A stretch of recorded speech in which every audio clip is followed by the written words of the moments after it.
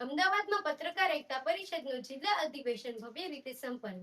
પત્રકાર અને તેમના પરિવારોને સુરક્ષા તથા કલ્યાણને અપાઈ પ્રાથમિકતા.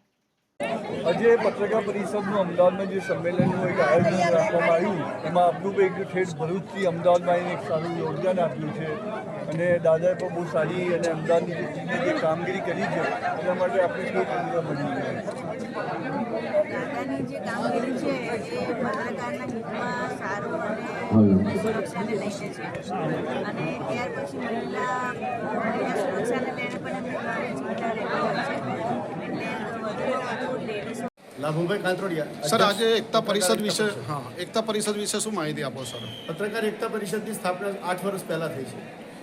માત્ર પત્રકારોને સંગઠિત કરી એમની જે પડતર માગણીઓ છે, એમની જે છીનવાઈ ગયેલી સુવિધાઓ છે એ સરકારમાંથી ફરી પરત મેળવવા માટે આ સંગઠન બન્યું છે. આ કેટલા વર્ષથી સંગઠન છે સાહેબ? આપણે 8 વર્ષ થઈ આ સંગઠનની સ્થાપના થઈ અને કેટલા જોડાયેલા છે આની અંદર?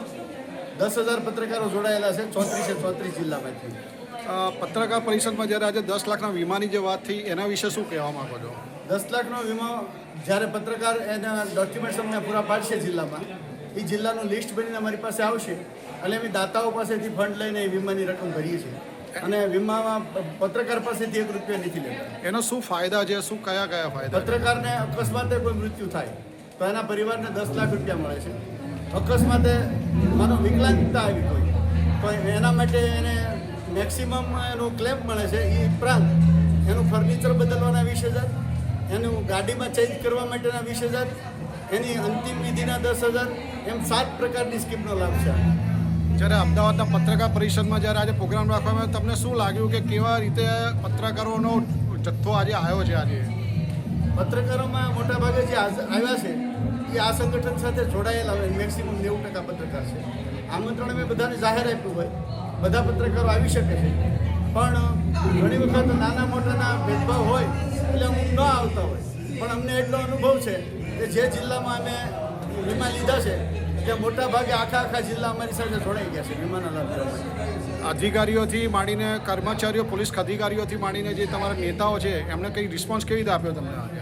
એ તો આપણી સંગઠનની શક્તિ બતાવીએ ત્યારે આપોઆપ અધિકારીઓને કે તંત્રને સુધરવું જ પડે.